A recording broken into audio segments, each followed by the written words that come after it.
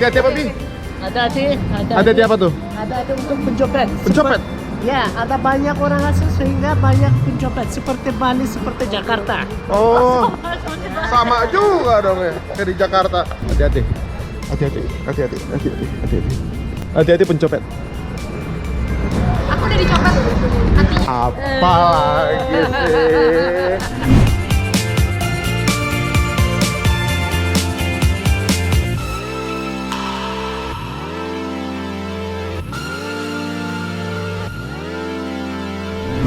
Di sini lokasi waktu itu masih ingat banget. Di sini cium-cium mata nih sama Mas Gavin.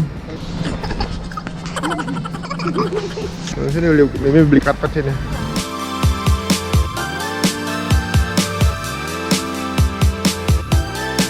Jadi ingat Atala di sini ya. Wah, boy.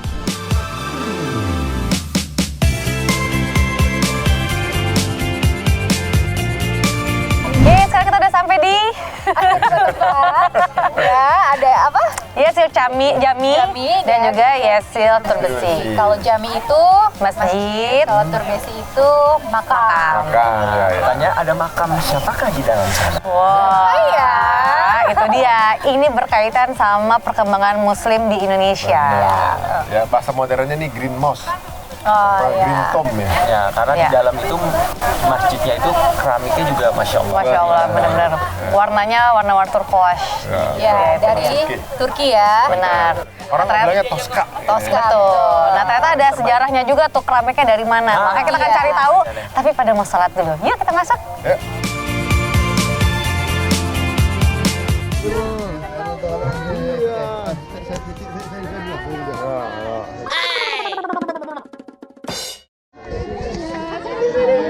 Satu, dua, tiga.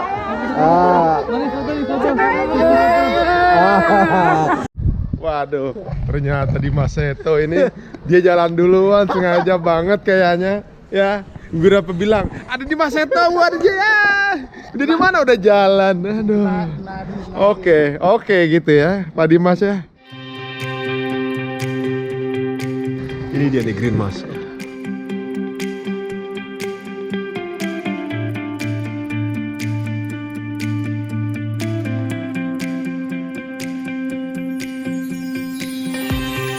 Ya, alhamdulillah sekarang kita dapat kesempatan untuk menjamak di depannya Green Mosque ya.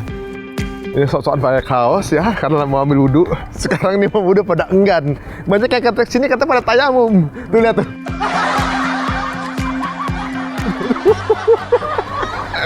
Ayo pipi. Mana nyalinya? Ayo dong pipi. Ayo pipi. Kita lihat pipi. Bagaimana kesehatan. Ayo pipi. Tunjukkan. Dingin.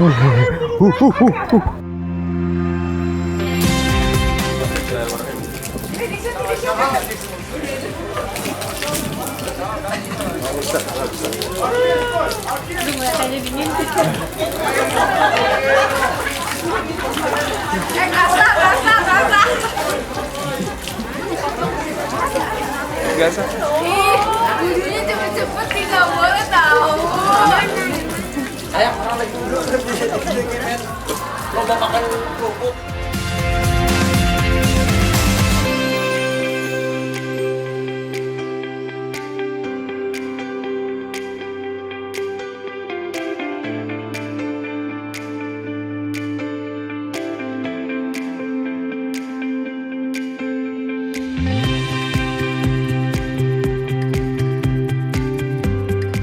Alhamdulillah, di sini udah nggak terlalu dingin dan kita di dalamnya Green Mosque.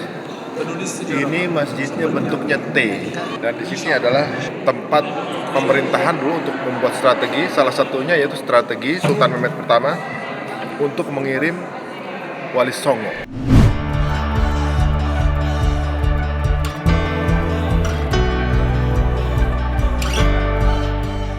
Masjid ini adalah masjidnya Sultan Mehmed I.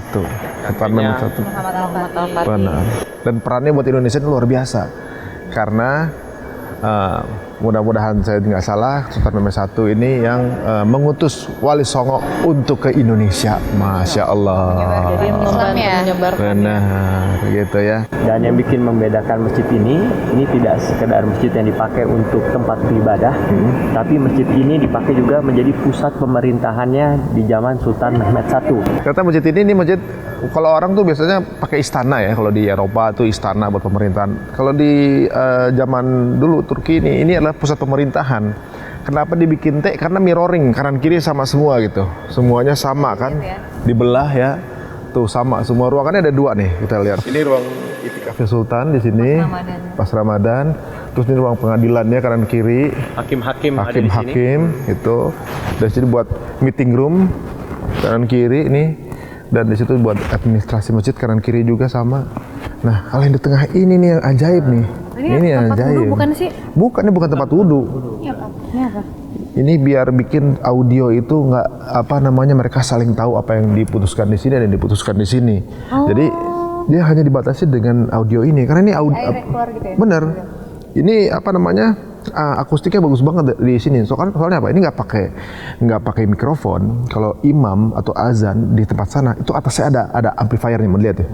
Ada amplifiernya. Di bentuk relief itu seperti amplifier yang kemudian akan digaungkan lagi oleh kubah-kubah ini. Gitu. Berarti sebenarnya nggak pakai teknologi yang canggih atau maksudnya ini benar-benar kalau kita kan perkabelan atau apa gitu. Kalau ini tuh audionya dari si marmer ini juga gitu, ukiran-ukiran. Konsepnya masjid ini udah bisa dibilang teknologi banget sih. Teknologi di zamannya ya. Memang audionya itu sudah diatur sedemikian rupa untuk bisa berfungsi dengan baik, meskipun pada saat itu pastinya kan teknologi yang zaman sekarang belum ada ya. Gitu. Benar. Tempat ini kalau ada orang yang mau bersedekah ya, mereka langsung taruh aja di situ ya, taruh aja, nanti yang ambil juga tinggal ngambil, pada pilih dari yang, jadi yang sedekah juga nggak tahu siapa yang ngambil juga nggak tahu siapa yang sedekah. Apapun barang-barang, makanan segala macam, jadi memang siapa yang membutuhkan ya silakan diambil aja. Ini gitu.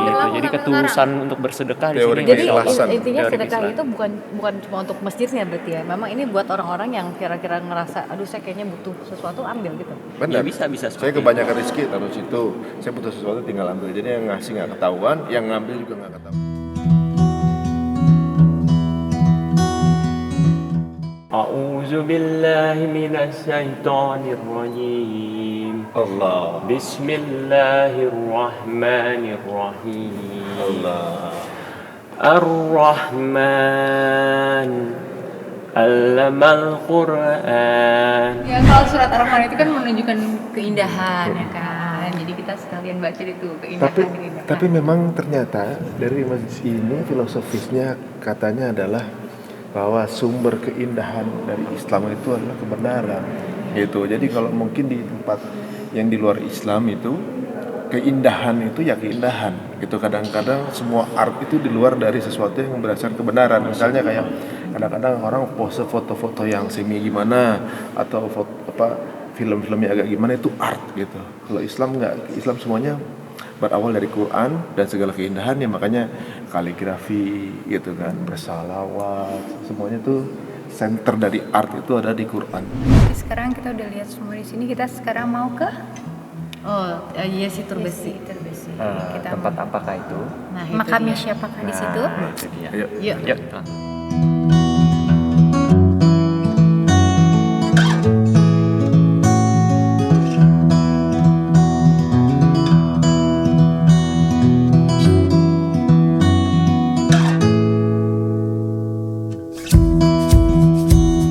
Ya Masya Allah, tadi kita udah sholat di Yesi Jami. Nah seperti janji kita tadi juga bahwa kita mau langsung datang ke 2 tempat, yaitu tadi Yesi Jami udah tempat kita sholat. Nah sekarang kita berada persis di depannya, yaitu Yesi Turbesi. Ya, di sini tuh ada makamnya Mehmed I.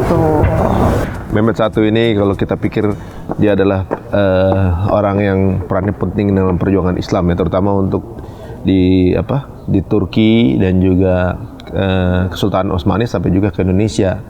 Karena Mehmed I ini kakeknya Muhammad Al-Fatih yang memulai kejayaan dari Kesultanan Turki tahun 1453. Dan beliau juga ternyata menurut sejarah yang mengutus para wali untuk ke Indonesia di 1400-an, bayangin. Muhammad Al-Fatih juga itu melantik Sultan Demak ya. Sultan Demak, Raden Fatah yang ternyata adalah orang Palembang. Terus keturunannya lagi Sultan Murad IV ya. Itu yang melantik Sultan Agung Hanyorokusumo. Waduh.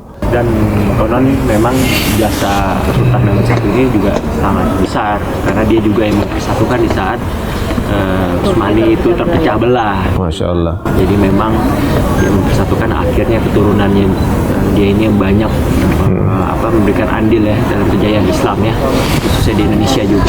Berarti beliau bukan cuma pahlawannya Turki ya, tapi pahlawannya Indonesia juga kalau gitu. Pahlawannya muslimin di seluruh Indonesia juga, Masya Allah. Kalau gitu ada baiknya kita juga ikut mendoakan beliau di dalamnya. Ya kalau gitu ya.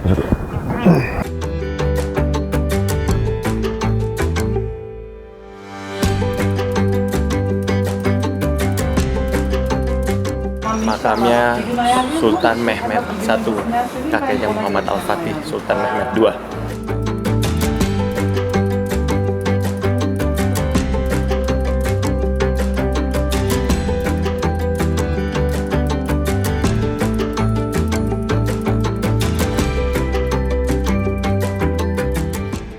Pemirsa, pentingnya sosok Mehmed I untuk perjuangan Islam luar biasa.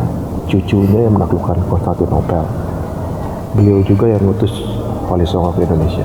Bayangin kalau beliau nggak ngutus Wali Songo ke Indonesia, mungkin kita semua di Indonesia belum tentu menjadi orang Muslim ya.